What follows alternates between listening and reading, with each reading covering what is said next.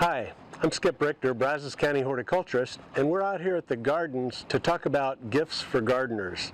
Now, whether you have a gardener in your life, or maybe you're the gardener and you would like to make some suggestions for those around you who are asking for your list, here's a few ideas. First, I want to talk about just some general gifts. Bird feeders are always a great way to go. There are many types of bird feeders for different kinds of birds you might want to attract. Here's an example, being a hummingbird feeder. We're not in hummingbird season, but they're beautiful, even just hanging out there before the birds even come. I think everyone ought to probably start off with a platform feeder. These are really simple. They just have a screen on the bottom so the excess debris can fall through, and you scatter a variety of types of seeds so that you attract a variety of types of birds. With any bird feeder with seed in it, you want to make sure and provide some means of managing squirrels in the neighborhood, because they will find a way to get into the feeder and spoil the show. Another thing that I think is a nice gift is if you have an irrigation system that's drip, or if you don't, providing a gift of a drip irrigation system along with a hose-in timer such as this one. These can be set to water on different days, so once everything is set up with the drip irrigation, you walk away and forget it. These could even be included with some of the container plants on your patio. You know how we forget to water containers, and when it's in the summer, it really takes about a day before that container is in big trouble. So having an automatic system, and this is a very inexpensive way to get into that. And you can buy a whole drip kit too for someone. There's kits for the containers on the patio, there's kits for like a small vegetable garden and so on. It's very easy, almost like Tinker Toys, you know, plug and play, and it works pretty good. I think it's always a good idea to have a pair of gardening gloves. There are a lot of expensive gardening gloves out there. There's leather gloves that come all the way up above your elbow for pruning roses, but I like the simple nitrile gloves with a little mesh top on them. They're very inexpensive. They'd make a good stocking stuffer. Wouldn't want to make that the only gift. And when they get dirty, you just throw them in the washing machine and wash them. And because they're so inexpensive, if they tear, just grab you a new pair. You're not out a whole lot of money. But those are kind of a little extras that you might want to offer. Now, if you have gardeners that are wanting to grow their own seedlings, you can buy these inexpensive seedling trays at most garden centers, and the cover goes over the top, creates a little mini greenhouse, and with the standard size of tray that goes in here, that's about 72 plants. That's quite a bit of plants that you can start just in one little tray. If you want to take it to the next step, I would add a seed starting mat, and that's what we have right here, if I can get that out of there. There you go. You just lay this underneath the tray. It's in the tray now, but I'm talking about putting it under the tray. You plug it in, and you can set the temperature that you want. It has a little probe, and I would look for one that does have a probe. Not all of them do, but this probe goes into the soil in one of the containers, so you know exactly what the temperature of the root zone of that plant is, and that's a nice added bonus to get the best growth out of your plants. There are other types of seed starting trays. This one is a little bit more expensive. It has little vents where you can open it up when there's too much condensation in there. It has also a little bit more rugged design, so this plastic doesn't tend to break so easily. The first type, if you take care of them, can last you a couple of years, but this type is a little more durable. And of course, buying the little cell trays to go inside of it. And one thing I would suggest you throw in, give them the whole kit. Get them some seed starting mix that they can go with, the trays, and even some of these little bottle cap waterers. You can buy these online. They're very inexpensive. It makes a little sprinkler out of a 2-liter soft drink bottle or even a little water bottle. They're very inexpensive, and it makes a nice addition. So you're kind of giving them the whole 9 yards. If you want to take it even one step further, some sort of a lighting system. The number one thing that goes wrong when we try to grow transplants is a lack of good quality light. Now, I have used in the past 4-foot shop lights with a cool white tube and a warm white tube in each one. So 2 4-foot shop lights side by side. With the fluorescent tube, you want to get them really down low. They don't produce much heat, and so you can get them down low for the most amount of good quality light on the seedlings. If you want to go up another step, there are a number of different designs for LED light systems. Here's a 4-foot system itself, and when you buy a lighting system, also include include a little timer, so you don't have to worry about turning it on and off. You can make it go about 14 hours a day, or 16 or 12, whatever you want. But with the timer, it's plug and forget, and it works really well. When you buy a LED light, there's a lot of stuff on the market right now, and it's kind of hard to determine quality. So do a lot of reading up, do some investigating, because you want to get a light with good wavelength. That's why we did the cool white and the warm white fluorescent, because the combination of those two does a little better job on broadening the wavelength that the plants are interested in. The next thing I'd like to talk about is, I don't know if this is a tool or what, but this is a kneeling bench. Now, if you have gotten on the north side of 40 years old, you probably would love to have this one. They open up and lock, and you can use them to kneel down, and these nice high handles make it easy to get back up. I don't know how many times I've worked in the yard for a Saturday, woke up the next morning in the prenatal position trying to figure out why my legs were all cramped up, and it's because I got up and down about 800 times during the course of a Saturday working. Or you can flip them over and use them as a seat, and they're padded, and they'll save your knees. They're easy to move around, and as you saw, they fold up, so it makes for good storage. Some other tools that I think are handy is a good quality pair of pruners. By good quality pair, I don't mean one of the cheap pairs that you end up throwing away, but a kind where you can actually replace the blade. There are a number of good brands out there like that.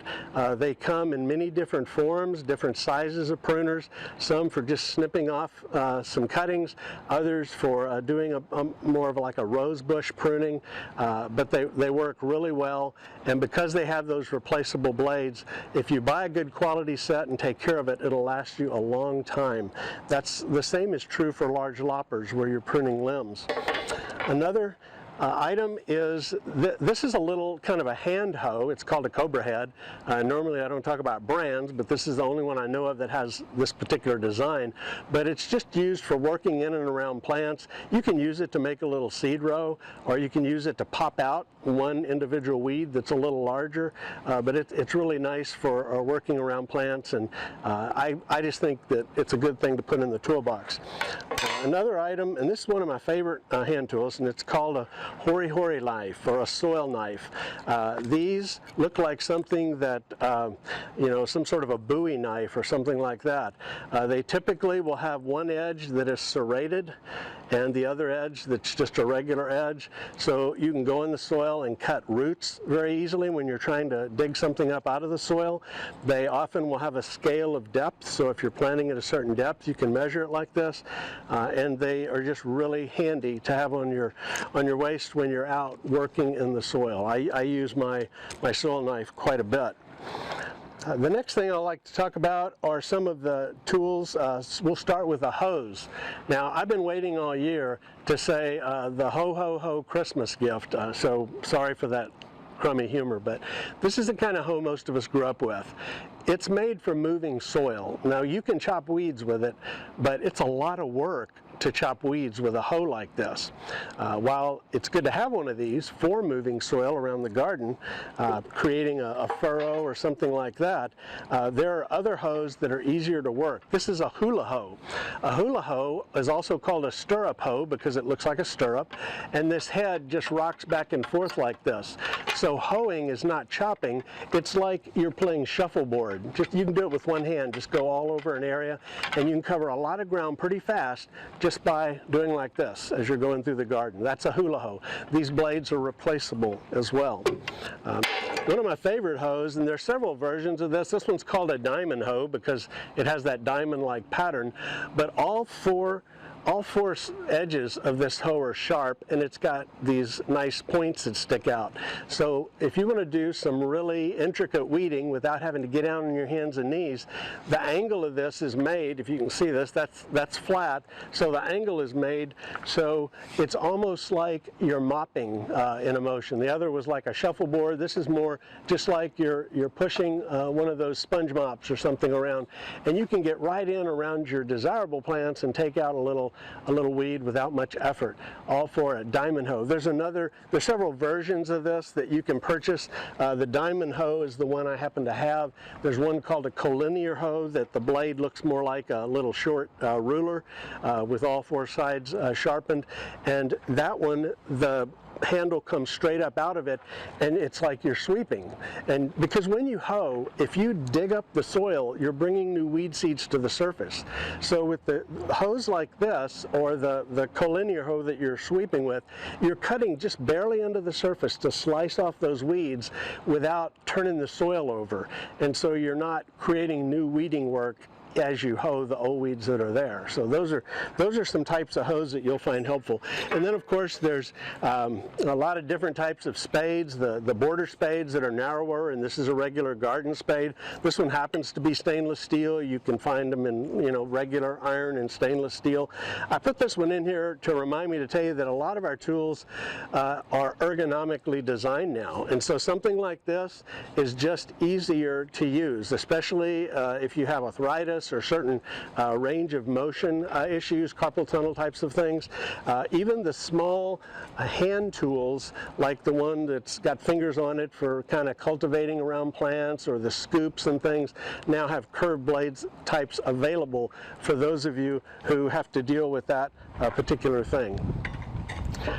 You've probably been wondering what this monster is. This is my favorite new tool. If you have a large garden, or if you're starting out with a new piece of land and you're trying to put a garden in it, this is a great tool. It's called a broad fork, and there are a lot of types of this out there. Some have little thin round tines. I wouldn't recommend those. They bend too easily.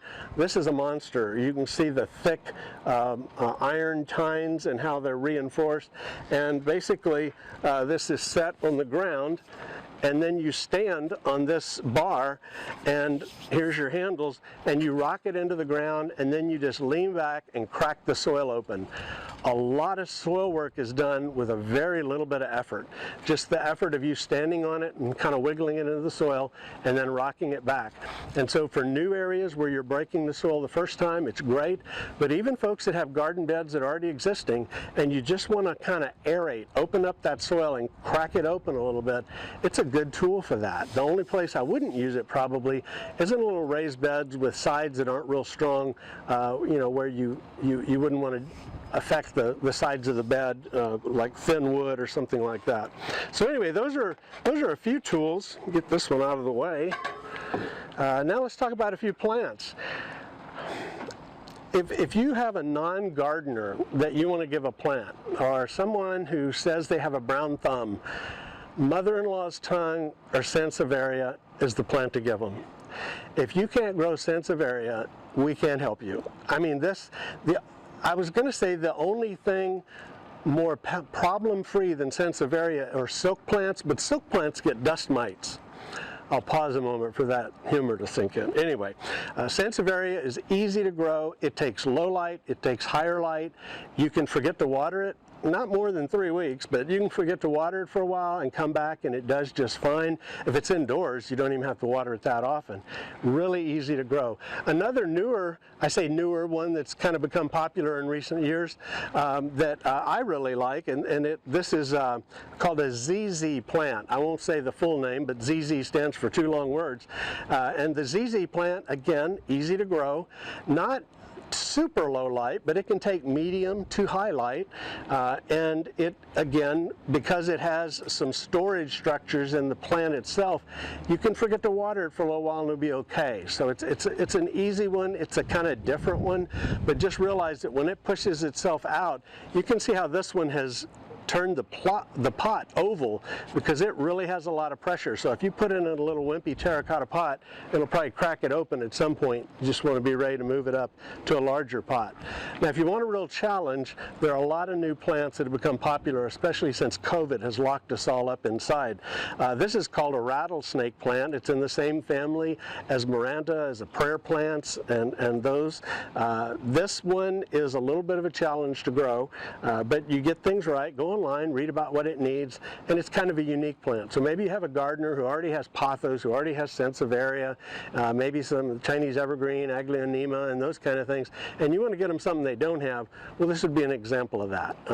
But again, it would be on the opposite end of the scale, these kind of plants, from the sansevieria when it comes to ease of growing. So the only other things I would like to mention is the real simple, fast gift is just a rosemary Christmas tree, trimmed up like a tree. I like these because you can just put them out in the ground. Rosemary does well here. It wants good drainage, and it needs lots of light. So when we put this inside, if you leave it in your house for 4 weeks during the whole holiday season, you're going to start to see real spindly growth coming out. So I would recommend setting it out during the day as often as you can remember and giving it lots of light, and then bringing it in as much as you can put up with doing that, moving it back and forth. It'll be a healthier plant, but then when the holidays are over, you plant it out and it does really well. A very drought tolerant plant, but it doesn't like super wet feet. And the final thing, just these herbs here, so I'd remind to tell you, you can always go buy some sort of a container and stack a few herbs in it, and then maybe put a little moss on the top. So it's a pretty little gift. They're not growing in the container. Maybe it's one of those little wooden boxes that you see in some of the hobby stores. And you can make a nice little gift for somebody that's real fast and easy to put together. Well, I want to thank you for listening to Aggie Horticulture Facebook Live, and we look forward to visiting with you again. In the meantime, have a great holiday season.